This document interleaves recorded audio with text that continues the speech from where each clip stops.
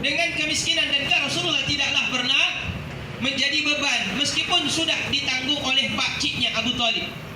Tapi Rasulullah tahu diri, apa yang ada di meja makan itulah yang beliau makan. Tapi Rasul tidak berani mengambil makanan lebih dahulu sebelum anak-anak kandung daripada Abu Talib, Ali, kemudian Ja'far, kemudian ada siapa lagi, anak-anak daripada Ali bin Abi Thalib makan. Beliau tidak. Rasulullah tahu diri, beliau berada di dalam, yaitu titipan kakeknya kepada pakciknya Abu Talib. Jadi beliau tidak mentang-mentang beliau. Ketika Rasulullah sampai ke dalam rumah, di meja makan Aisyah sudah menghidangkan makanan. Kebetulan makanannya itu tinggallah sebuah roti. Tidak ada makanan yang lain, hanya sebuah roti. Waktu Rasulullah masuk ke dalam rumahnya Siti Aisyah, pintunya lupa ditutup Rasulullah. Maka Rasulullah duduk sejenak, kemudian beliau entah masuk ke kamar, pintu dalam keadaan terbuka, tanpa sepengetahuan Rasulullah masuk kambing. Masuk kambing. Dan kambing ini naik di atas meja makan Rasulullah. Dan kambing ini pun memakan roti yang tinggal satu-satunya yang semestinya dimakan oleh Rasulullah. Tapi begitu Rasulullah keluar, beliau melihat kambing itu sedang menyantap roti tersebut.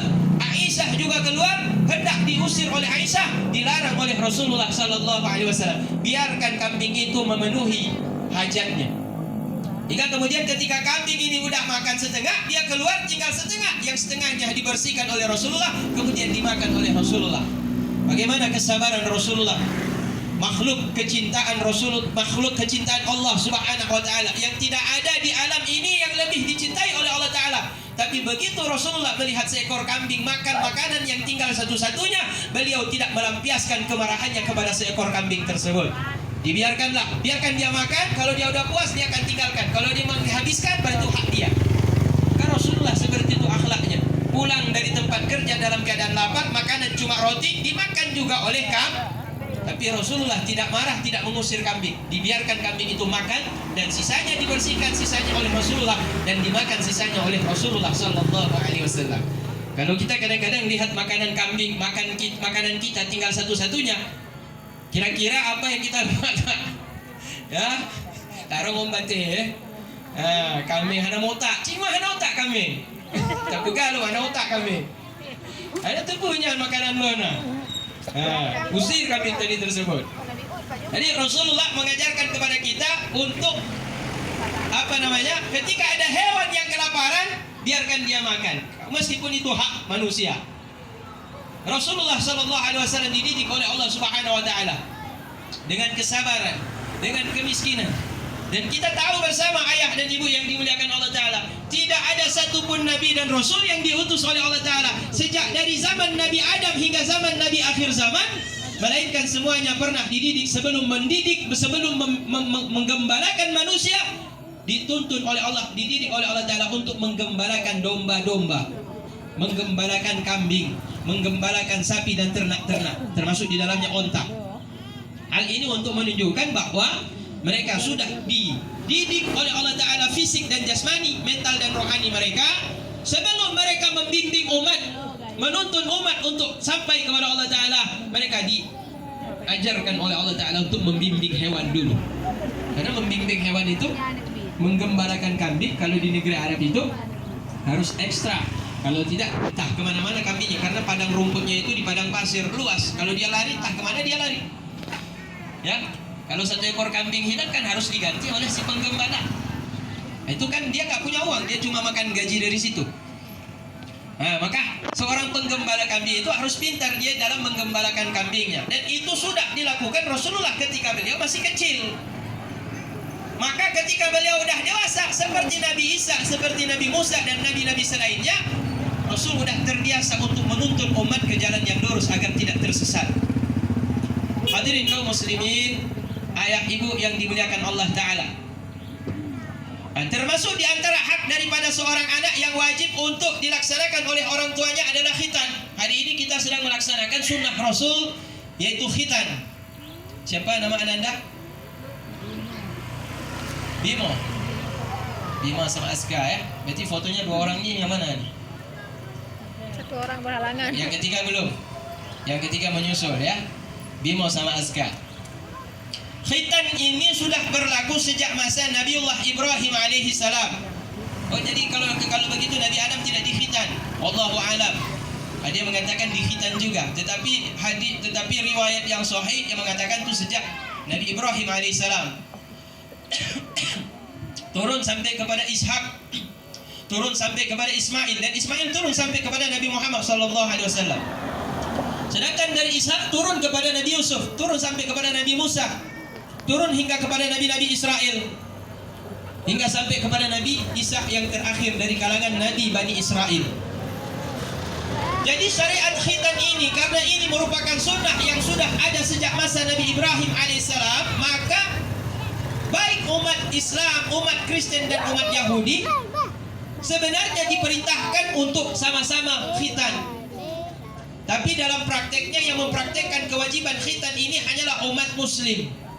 Sedangkan non-Muslim, Nasrani dan Yahudi, setahu saya mereka tidak mewajibkan laki-lakinya untuk khitan. Ya. Nah, apakah ini hanya sekedar perintah saja tentang khitan ini? Ternyata tidak. Di balik itu, ilmu kedokteran yang canggih saat ini pun telah mengadakan penelitian hikmah keuntungan di balik khitan bagi seorang laki-laki, terlebih kalau dia sudah hampir masuk usia balik dewasa. Seorang laki-laki yang tidak dikhitan maka akan terselip di dalam kemaluannya itu najis dan kotoran. Sehingga ketika mereka dalam keadaan berjunub, ketika ingin bersuci, kadang-kadang tidak sampai, tidak bersih kemaluannya.